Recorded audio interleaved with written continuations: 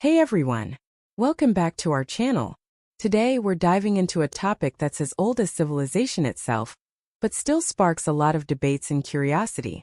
Can you guess what it is? It's salt. Salt isn't just that white stuff you sprinkle on your fries. There's a whole world of salt out there, each with its own unique characteristics, flavors, and even colors. Ready to dive in? Let's go! First up, we have the most commonly known table salt. This is the most common type you'll find in most kitchens. It's heavily refined, meaning all the minerals are removed, and it's often fortified with iodine, which is essential for thyroid health. But did you know that its fine texture makes it ideal for baking and precise seasoning? Next, we have the beautiful Himalayan pink salt. Harvested from the Kura salt mine in Pakistan, this salt is rich in minerals like magnesium, potassium, and calcium, giving it a distinctive pink hue. Its coarser texture makes it perfect for grilling and finishing dishes, adding a delicate crunch and a mineral-rich flavor. Then there's sea salt, which is produced through the evaporation of seawater.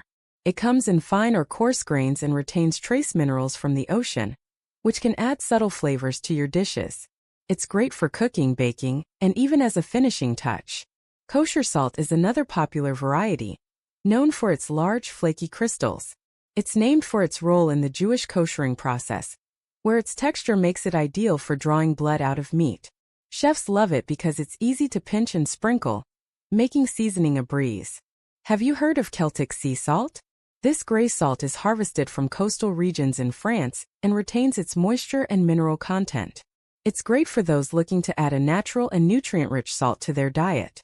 Now let's talk about the pros and cons of salt in our diet.